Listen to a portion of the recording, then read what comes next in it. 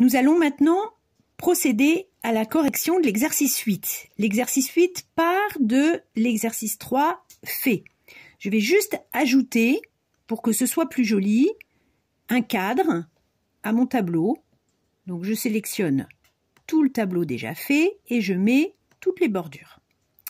On nous demande de rajouter une colonne qui va s'appeler prix de la ligne TTC. Autrement dit, sur chaque ligne, on voudra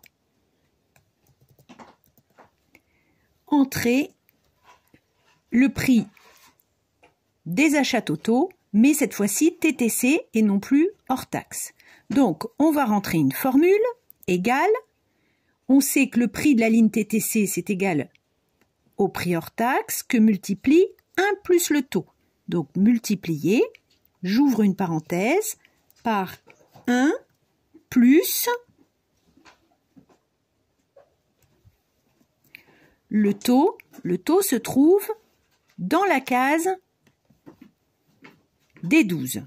Et je ferme ma parenthèse.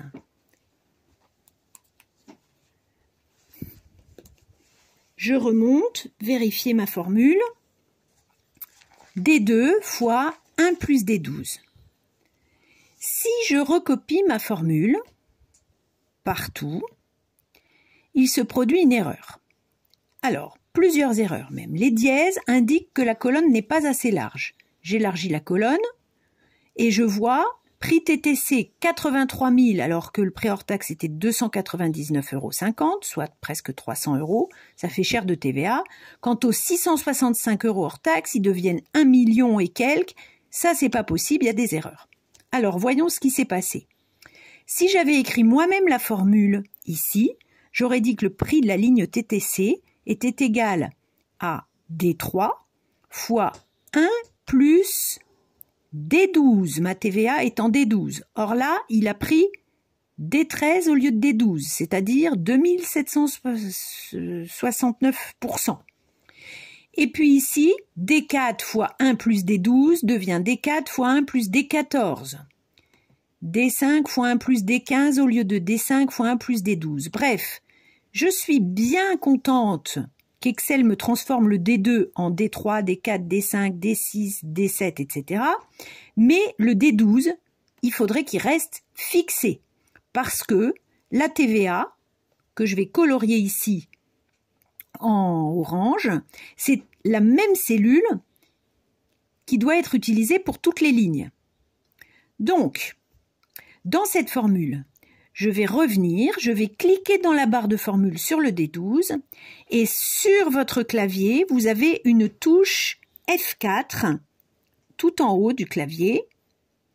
Donc, je clique dessus et ça a pour effet de me mettre mes dollars. Si vous avez un Mac, si cette touche ne fonctionne pas, vous pouvez écrire vous-même les dollars tout seul. $D, $12, c'est comme un crochet qui accroche le D, puis qui accroche le chiffre. Le crochet se met devant, le dollar devant. Maintenant, je peux rentrer cette formule. Je la relis avant de la recopier avec le curseur plus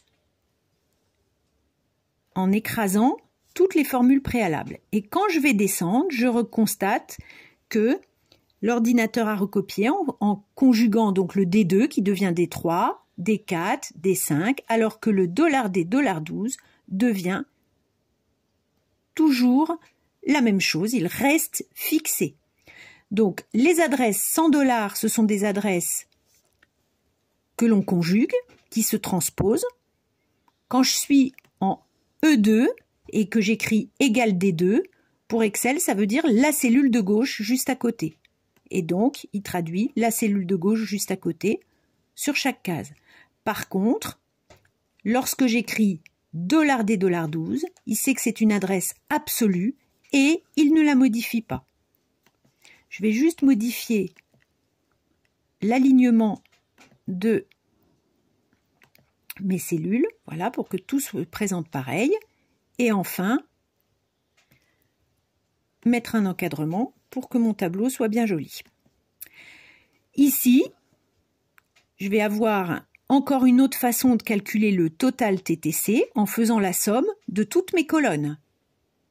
Donc, j'appuie sur somme automatique de D2 à D9, je rentre ma formule et j'ai bien toujours le même montant, 1661,40 €.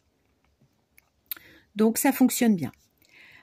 Pour résumer, lorsque j'ai affaire à un chiffre qui va servir pour plein de formules, c'est ce que j'appelle une case d'Artagnan, une case 1 pour tous, un même chiffre pour toutes les lignes.